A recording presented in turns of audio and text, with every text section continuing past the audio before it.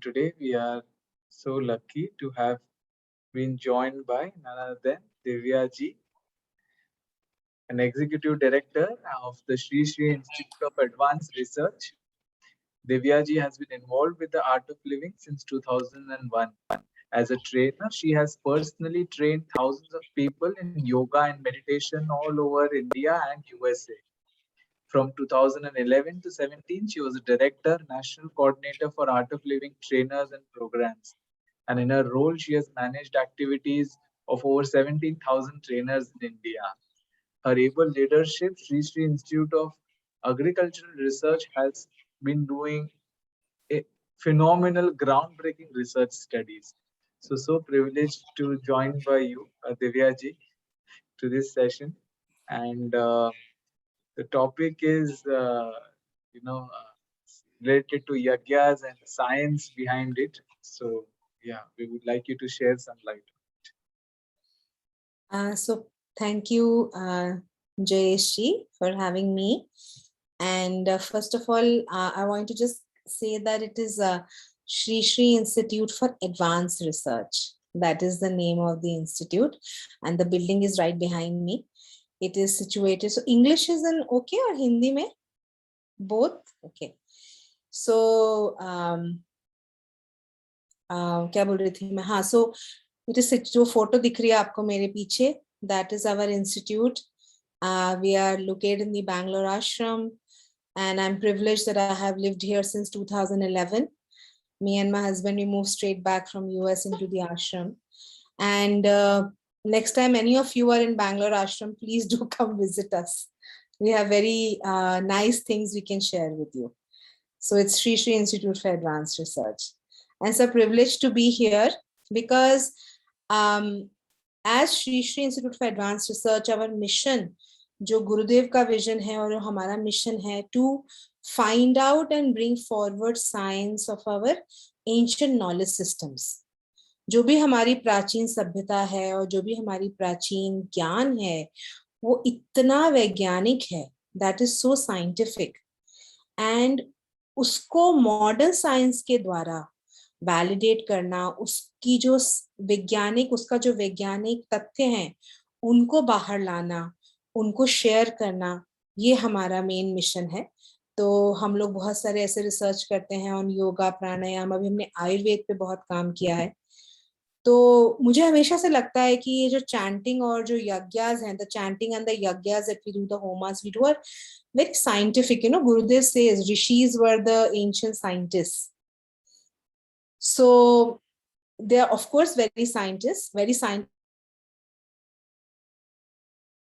distilled a lot of information and they put it in the form of a few chants or a few rituals.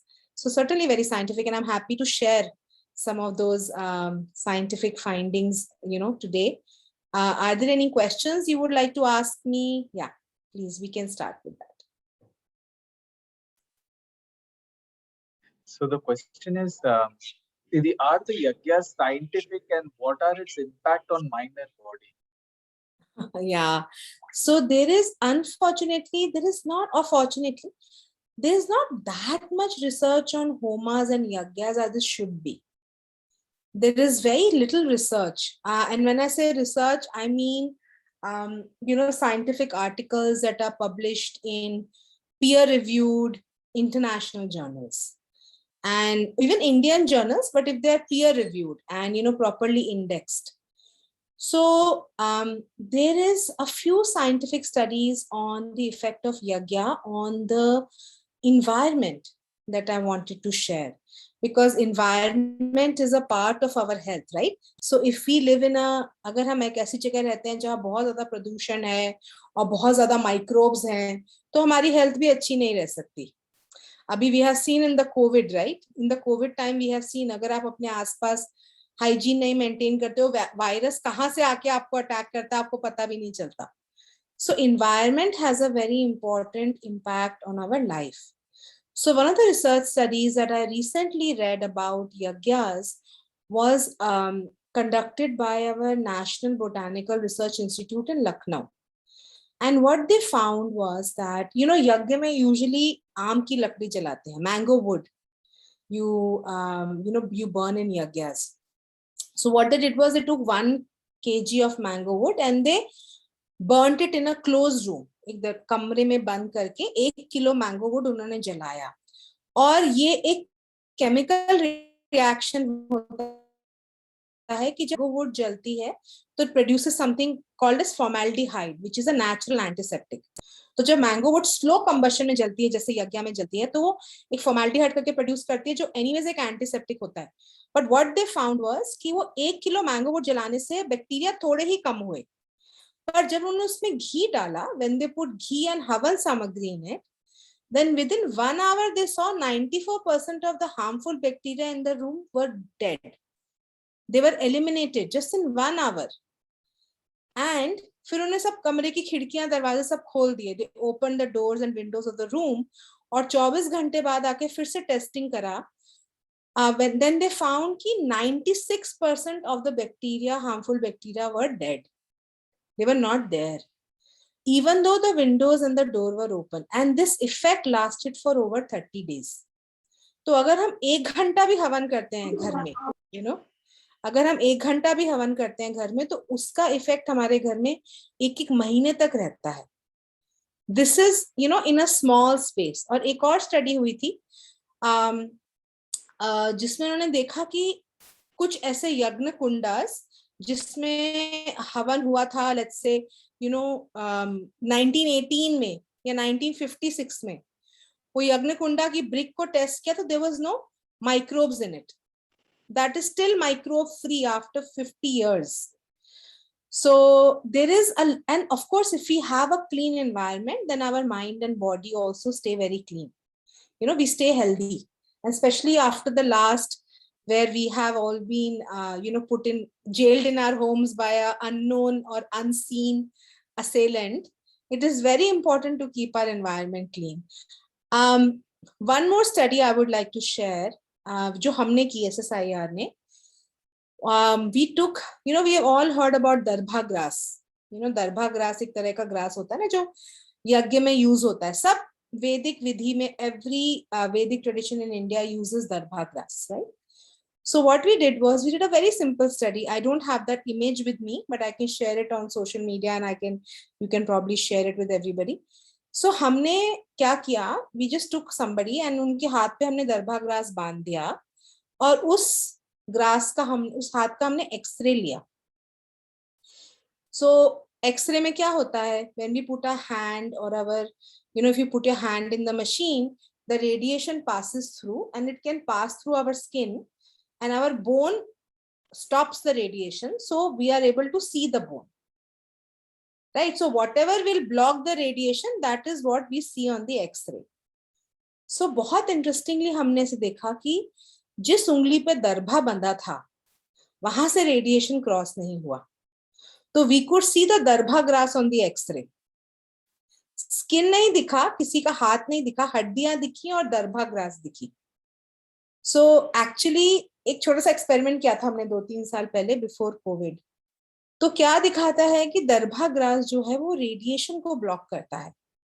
It has the power of blocking harmful radiation or from entering the body, and it helps in purifying the environment. So we certainly need more research on homas per se. Chanting पे बहुत research हुआ है somehow because the West has taken chanting on, but homas पे certainly और research और यज्ञस पे और research की जरूरत है. पर ये बहुत scientific है.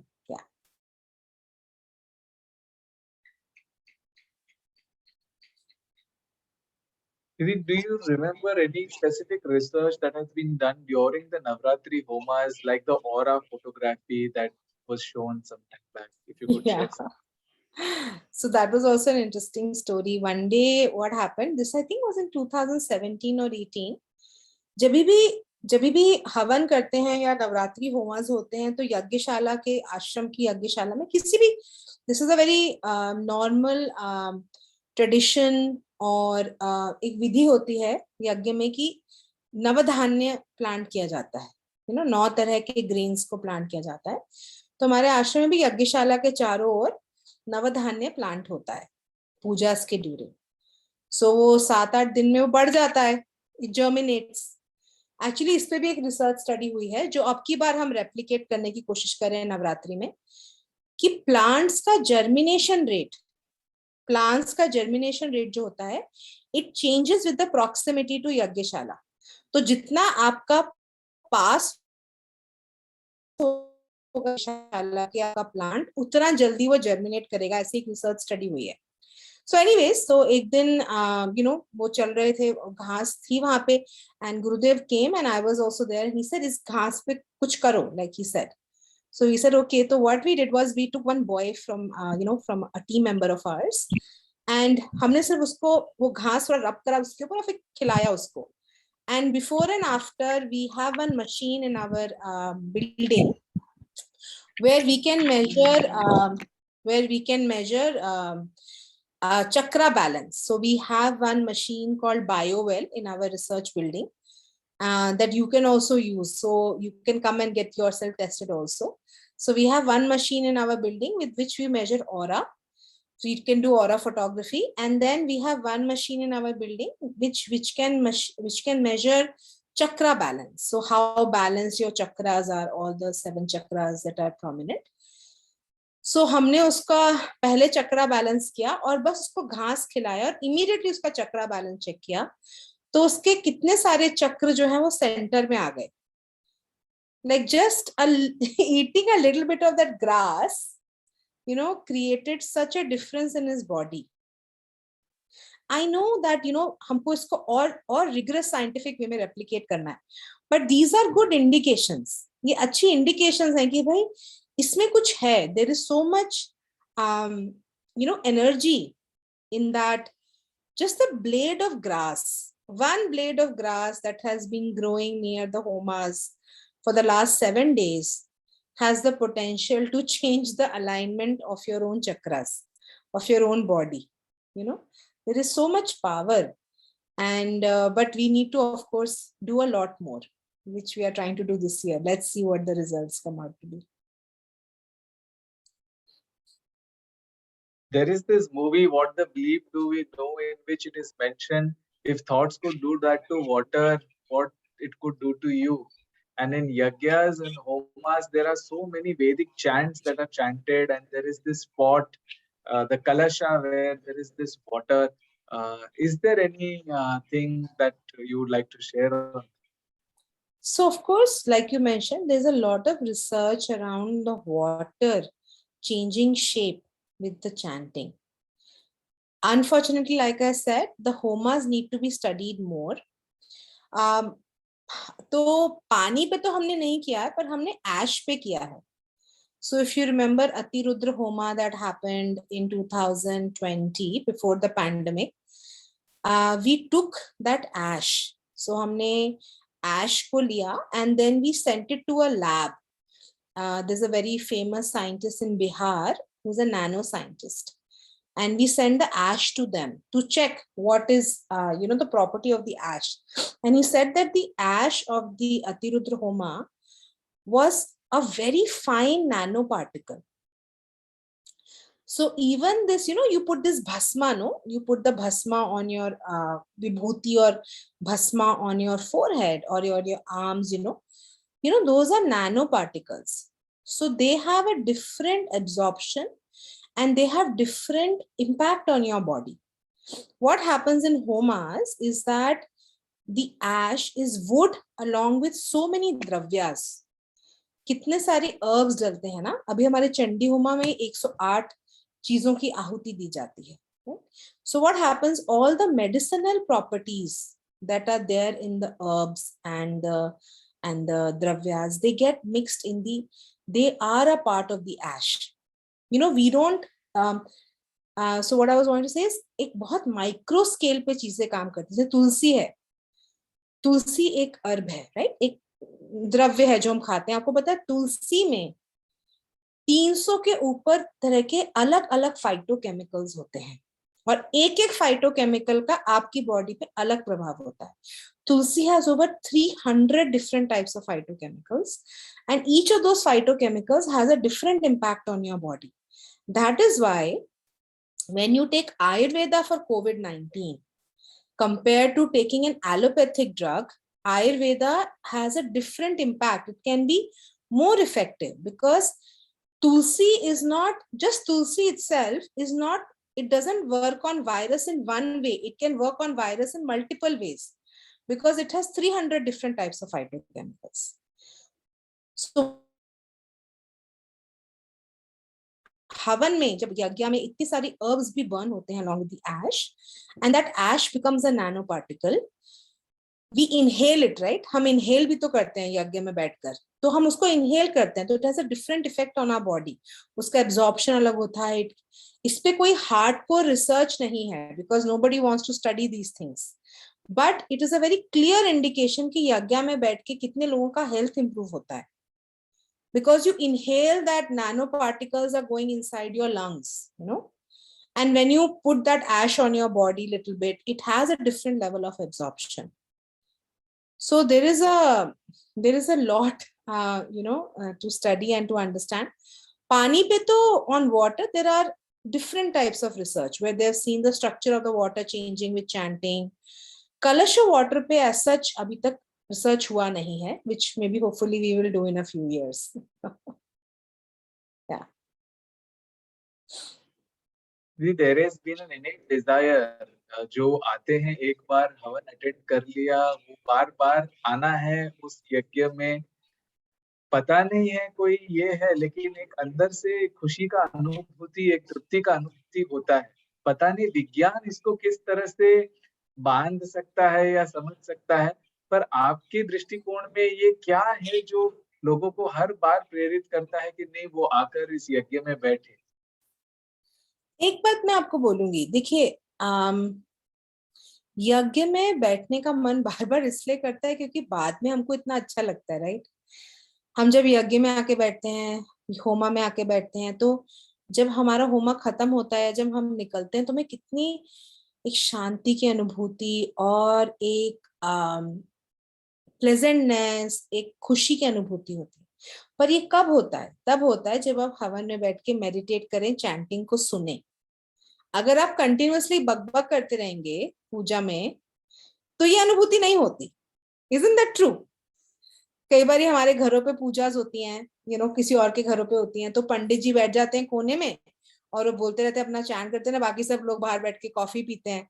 तब वो अनुभूति नहीं होती. वो अनुभूति कब होती है? जो अनुभूति की आप बात कर रहे हैं, जब आप बैठ के ध्यान करते हैं. क्योंकि जब आप चैंटिंग को सुनते हैं, there is so much research on chanting. Let me share a little bit with you, because no yagya or homa is complete without chanting. Fire ceremony is one thing of the homa, but chanting is very important, right? So there is so much research on chanting that says that when you listen to chanting, your brain, there is a part of our brain called the limbic pathway, which is the stress response pathway, which is the reptile brain or the primitive brain that we have. That part of the brain becomes quiet.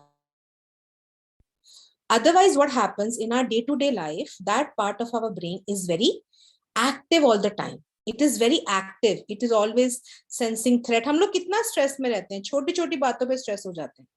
कुछ stress हमारे real होते हैं जीवन में कि अरे भाई कोई हमको चाकू लेके मारने आ रहा है, और कुछ इमेजिनरी होते हैं कि मैंने आज लाइव पे बोला, मेरे को कितने लोग आके देखेंगे, मेरे इंस्टाग्राम पोस्ट को लाइक्स आएंगे या नहीं, या कल मैं खाना बनाऊंगी तो मेरी सास क्या बोलेगी उसके बारे में, या मेरी बहू क्या बोलेगी. कुछ स्ट्रेस सच के होते हैं और कुछ स्ट्रेस इमेजिनरी होते हैं. तो हमारा ब्रेन उन दोनों के बीच में डिफरेंशिएट नहीं कर पाता, और ज्यादातर समय पे हमारा वो ब्रेन का स्ट्रेस पाथवे हमेशा एक्टिव रहता है. तो जब हम उससे क्या होता है, हमारी बॉडी में कॉर्टिसोल प्रोड्यूस होता है, अलग अलग तरह की बीमारियां आती हैं, हेडेक होता है, डिप्रेशन होता है, एंजाइटी होती है, कैंसर तक हो सकता है. तो जब हम चैंटिंग सुनते हैं तो हमारे ब्रेन का वो हिस्सा शांत होता है, तो हमको थोड़ा रिलीफ महसूस होता है. एंड साइंस, मॉडर्न साइंस क्या बोलती है कि अगर आप वैदिक चैंटिंग सुने और पोएम रिसाइटेशन सुने तो उसका इफेक्ट आपके ब्रेन पे बहुत अलग होता है. वैदिक चैंटिंग का इफेक्ट और किसी भी और चैंटिंग जैसा, किसी भी और साउंड जैसा नहीं होता। ये नहीं कि अगर आप बोले कि हाँ I can listen to a poem या गजल सुनने से सेम इफेक्ट हो जाएगा, ऐसे नहीं होता। वैदिक chanting has a different effect on the brain. Not only does it suppress the आपके जो ब्रेन का स्ट्रेस पाथवे है उसको सप्रेस करता है, दूसरा वो आपके ब्रेन का एक और हिस्सा होता है प्री फ्रंटल कॉर्टेक्स, जो यहाँ होता है, ये माथा जिसको बोलते हैं ना, ये पार्ट है हमारे ब्रेन का, ये पार्ट। तभी कहते, तो ये पार्ट हमारे ब्रेन का रिस्पॉन्सिबल होता है हमारे सारे इंटेलिजेंस, हमारे जो हायर ऑर्डर फंक्शंस होते हैं, जजमेंट, इंपल्स कंट्रोल करना। खैर भाई रात को 10 बजे आइसक्रीम खाने का मन कर रहा है तो ये अच्छा डिसीजन नहीं है, मत खाओ। ये जो डिसीजन आता है ना, ये प्री फ्रंटल कॉर्टेक्स से आता है। किसी ने आपको गंदा सा एक मैसेज लिखा, immediately you want to write back, नहीं नहीं, शांत होके लिखेंगे। That is your prefrontal cortex, right. तभी कहते हैं जिनका माथा ज्यादा बड़ा है, कहते हैं वो ज्यादा इंटेलिजेंट है, कभी कभी ऐसे बोलते थे ना, क्योंकि आपका प्री फ्रंटल कॉर्टेक्स बड़ा है। तो चैंटिंग से आपका स्ट्रेस पाथवे तो सप्रेस होता ही है, आपका प्री फ्रंटल कॉर्टेक्स एक्टिवेट होता है। तो उससे आपके अंदर की इंटेलिजेंस, आपके अंदर की प्रतिभा, it even comes out even more. So chanting से इतना अच्छा क्यों लगता है? Because we feel that our brain just calms down and becomes more efficient. Also, chanting activates your vagus nerve. So, science also says कि chanting से आपकी vagus nerve activate होती है, और vagus nerve तो हम सबको पता ही है is a key to good health. You know, vagus nerve, आपके बहुत सारे listeners को शायद पता नहीं होगा what is vagus nerve. Vagus nerve हमारे शरीर की एक बहुत लंबी नर्व होती है, जो यहाँ ब्रेन से शुरू होती है पीछे, और फिर आपके कान के पीछे जाती है, हृदय के जाती है, फेफड़ों पे, स्टमक पे, इंटेस्टाइन। जो भी आप अपने ऑर्गन्स देख नहीं सकते, आप अपने पेट को देख सकते हैं क्या? बाहर तो देख सकते हैं, अंदर से स्टमक नहीं देख सकते ना। या अपनी किडनी को देख सकते हैं, आप नहीं देख सकते हैं। तो जो भी आप अपने ऑर्गन देख नहीं सकते, उन सब ऑर्गन के फंक्शन को कंट्रोल करती है वेगस नर्व। तो वेगस नर्व हमारे हेल्थ के लिए बहुत जरूरी है, अच्छी वेगस नर्व का स्वास्थ्य। सो चैंटिंग से आपकी वेगस नर्व स्वस्थ होती है। तो ऐसे बहुत सारी रिसर्च है, तो 3 मैंने आपको बताई अभी। तो इसलिए बहुत अच्छा लगता है बैठकर, इसलिए वापस आने का मन करता है। लेकिन तभी अगर आप बैठ के ध्यान करें, अगर आप बकबक करते रहेंगे, मतलब बोलते रहेंगे और ध्यान नहीं देंगे, चैंटिंग पे सुनेंगे नहीं, तो फिर फायदा नहीं है। दीदी आपकी सभी बातें सुनकर वाव वाव वाव लग रहा है। यहाँ सबके expressions we were seeing like wonderful. और हम लोग कितने सौभाग्यशाली है कि because of Gurudev of course in Bangalore and 25 locations across India हम खुद जाके ये अनुभव कर सकते हैं। और जो लोग नहीं जा सकते वो वेबकास्ट पे भी ये चैंटिंग्स को सुन पाएंगे, है ना। We have that option for everybody. Didi one thing I wanted to ask you, आजकल गुरुदेव बहुत सारे सत्संग में आपकी एक रिसर्च की बहुत ही प्रशंसा कर रहे हैं। इनफैक्ट 2 दिन पहले भी गुजरात सत्संग में Gurudev really appreciated that research and that is so inspiring for everybody. Can you please share little bit about that with us? Telomeres वाला। Yes yes, telomeres. So you know, आजकल एक ना वेस्टर्न कंट्री, इंडिया देखिए एक बहुत young country है, but बाहर की दुनिया, अमेरिका, यूएस, सिंगापुर, चाइना, ये सब कंट्री में एक फिनोमिनन है सिल्वर सुनामी बोलकर। सी क्या होता है, what has happened, Hindi is okay, no I am speaking Hindi English mix. See what happens, our life expectancy has increased.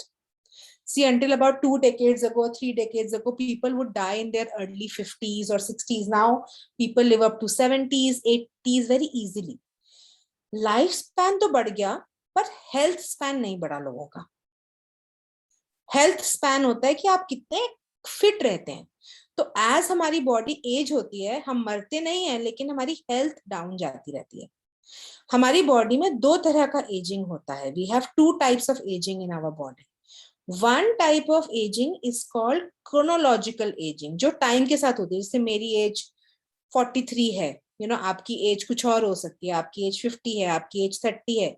तो एक होता है कि हम समय के हिसाब से how old are we in the number of years, और एक तरह की एजिंग होती है बायोलॉजिकल एजिंग।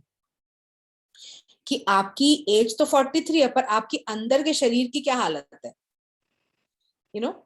ऐसा भी हो सकता है अगर आपके जीवन में बहुत ट्रॉमा रहा हो और बहुत स्ट्रेस रहा हो, तो आपकी 20 की उम्र हो सकती है लेकिन आपकी बॉडी की उम्र हो सकती है 40।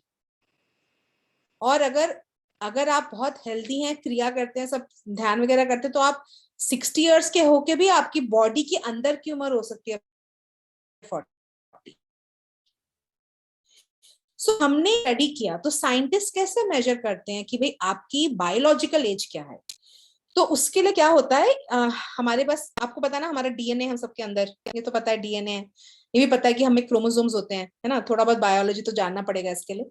तो क्रोमोसोम्स होते हैं, तो क्रोमोसोम्स क्या होता है, उनके एंड पे ना एक कैप होता है, टीलोमियर बोल के, जैसे पेन का ढक्कन जो होता है ना, वैसे समझ लीजिए। तो क्या होता है, उम्र के साथ वो ढक्कन धीरे धीरे धीरे धीरे छोटा होने लगता है। And as the telomeres start shrinking, your chromosomes become more and more fragile, तो उससे एजिंग शुरू हो जाता है बॉडी में। तो हमने एक स्टडी किया कि हमने पहली बार सुदर्शन क्रिया का इम्पैक्ट देखा टीलोमियर्स के ऊपर, कि भाई टीलोमियर पे इसका क्या इम्पैक्ट है। बिकॉज हमने देखा अपने आसपास, आप देखिए जो आर्ट ऑफ लिविंग प्रैक्टिस करते हैं लोग, सुदर्शन क्रिया करते हैं, ध्यान करते हैं, वो 60 और 70 इयर्स की उम्र में, 75 इयर्स के उम्र में भी बहुत यंग रहते हैं, दिखते हैं, इजंट इट। हमारे आसपास कितने ऐसे एग्जांपल्स हैं। तो हमने देखा कि, तो हमने नोविस लोगों को लिया, नोविस मतलब जिन्होंने कभी सुदर्शन क्रिया एक्सपीरियंस नहीं किया था, मेडिटेशन कभी नहीं किया था। तो हमने क्या किया, before we gave them the course, हमने उनका ब्लड विड्रॉ किया और टीलोमियर्स को हमने मेजर किया, उनका साइज उनके ब्लड सेल्स में। और फिर 4 दिन के बाद हमने दोबारा उनके टीलोमियर्स को मेजर किया, तो हमने देखा कि 4 दिन में ही उनके टीलोमियर्स 22% बढ़ गए। आजकल इतना लोग पैसा खर्च कर रहे हैं बाहर की कंट्रीज में, वो जाके 6-6 घंटे ऑक्सीजन चेंबर में बैठते हैं just so that they can arrest the telomere का डिक्रीज। बढ़ा नहीं सकते, पर एटलीस्ट बोलते हैं कि चलो घटना कम हो जाए। और यहाँ पे सिर्फ ब्रीदिंग करने से, सुदर्शन क्रिया करने से 4 दिन में हमें 22% इंक्रीज दिखा। तो हम इस स्टडी को एक बड़े स्केल पे करेंगे। ये तो हमने एक पायलट किया था, बिकॉज लाइक हम देखते हैं इसमें क्या हो रहा है।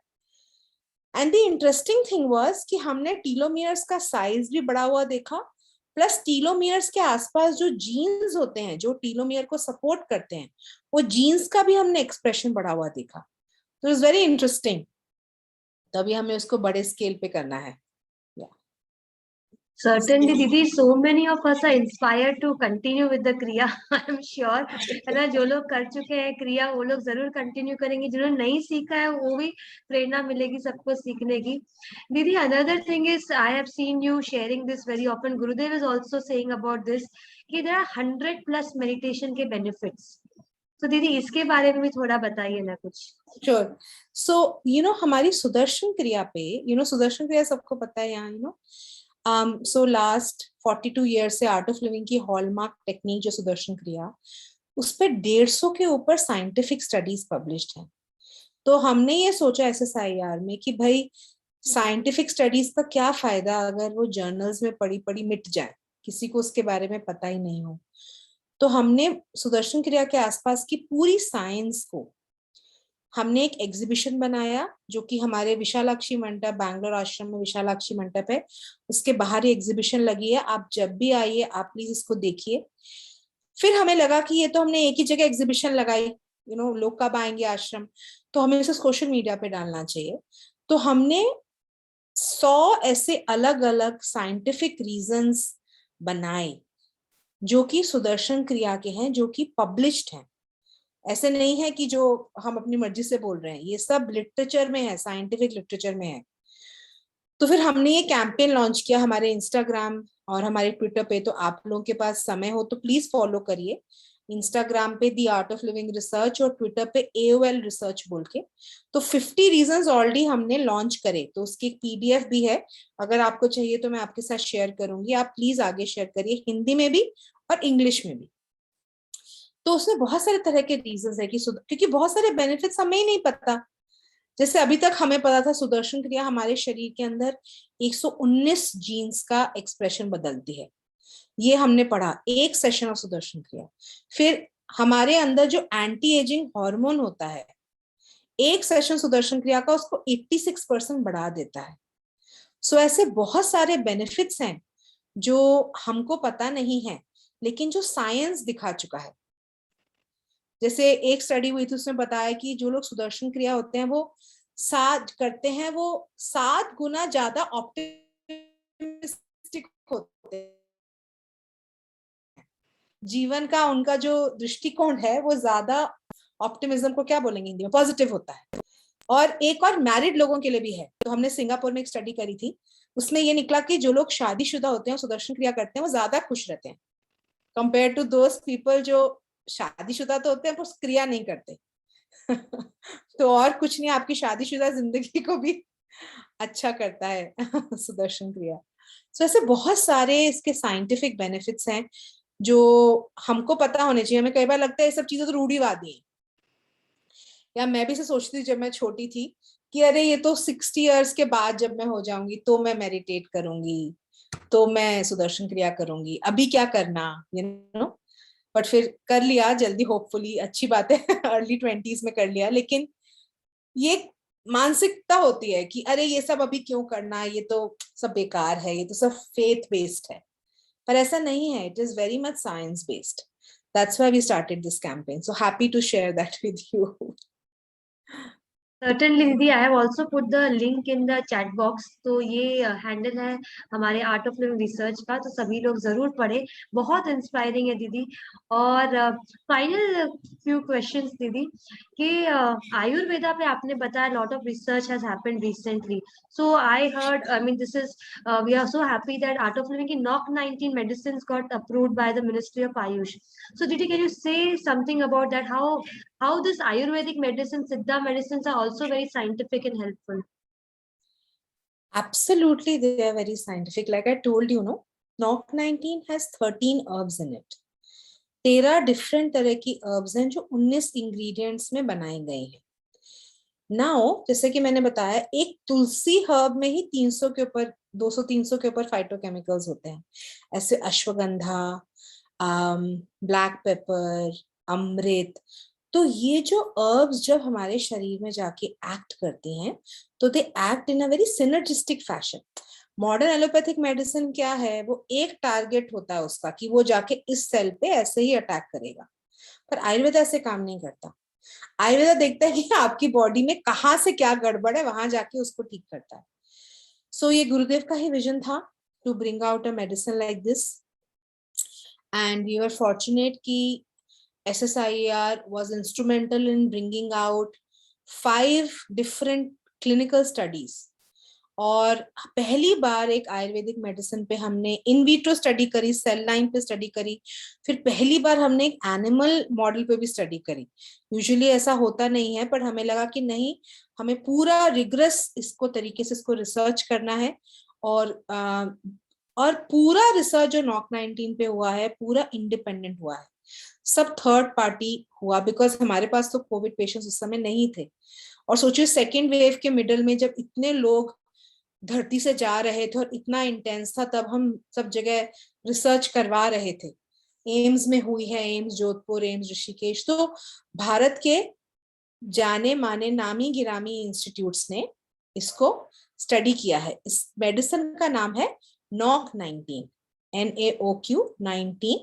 यह मार्केट में अवेलेबल है और ये बहुत ही पावरफुल मेडिसिन है, not just for Covid but upper respiratory illness. कोई भी अगर आपको अपर रेस्पिरेटरी इलनेस है, कोल्ड है, कॉफ है, वायरल है, उसके लिए भी बहुत अच्छा है। गुरुदेव कहते हैं कुछ जान के चलो, कुछ मान के चलो। हम मान के तो चल रहे थे, thanks to you and your leadership and team, कि अब जानने के लिए भी कितने सारे अवसर मिल गए हैं।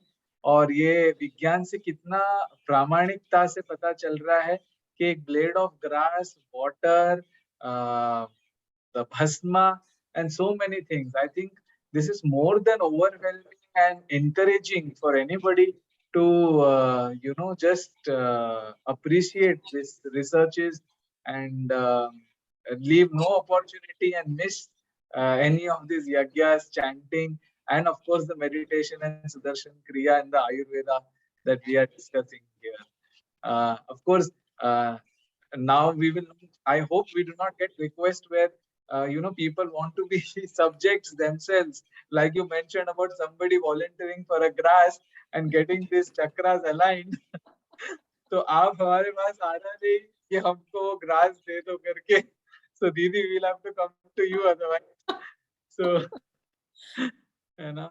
So that is happy to अगर आप हमारे रिसर्च में सब्जेक्ट बनना चाहते हैं तो बिल्कुल आइए. We need more. Didi, actually Jayesh was for NOC19 medicine. Jayesh was in the trial, NF2 trial. So now I think he wants to do more. But Didi, so much you shared. I think ये चीज हम दूसरों को भी बता के उनको सुदर्शन क्रिया करने में, नवरात्रि होमास पूजास में लाने के लिए भी ये काफी हमें मटेरियल मिल गया, काफी इंफॉर्मेशन मिल गया कि हम सबको एनकरेज कर सके. Didi, finally you have done such path breaking things. We have been associated with Art of Living for, I mean, I have been associated for 17 years. ऐसा कभी सुना नहीं था, कभी पता नहीं था. तो मुझे पक्का पता दीदी इसमें कुछ गुरु स्टोरी तो हुए होंगे. If you can just share one of them with us, I'll pause the recording. So, just for our audience on Zoom, little bit if you can share. गुरु के दरबार में तो छप्पड़ फाड़ के मिलता ही है, और हमको ये सेशन में भी छप्पड़ फाड़ नॉलेज मिला है. दीदी तो शुरुआत कभी हुई और अब we are with this time that you gave 40 minutes, when it got over, all of us are also puzzled, but it is the wealth of information that you have shared, and all our viewers who are there on Zoom and also will be watching this recording, this information over YouTube channels that we have. We really thank you from our bottom of our heart, and we all pray that you bring many more such results, researches, and inspire and share with the people. Yeah, it's a pleasure to be here. I think it is so important to share this science, especially with young people. And बहुत हम लोग छोटी छोटी, जैसे हमारे, एक मैं आपको और बताऊंगी, हमारे कितने सारे इंडियन ट्रेडिशन में इतना साइंस है. कभी हम और उसके बारे में बात करेंगे, अभी बहुत समय हो गया. और बहुत सारे हमारे इंडियन ट्रेडिशंस के पीछे इतना साइंस है जो आज मॉडर्न साइंस डिस्कवर करी. तो जब मैं भी पढ़ती हूँ तो मैं भी एक वंडर की स्टेट रहती हूँ ज्यादातर. In my role I'm mostly in a wonder state ki wow, this is so amazing. So I love sharing this. Happy to be here and see you all in Navratri. Jai Gurudev. Jai Gurudev. Thank you once again. Thank you everyone for joining us for this session. Thank you. Jai Gurudev. Pleasure to be here.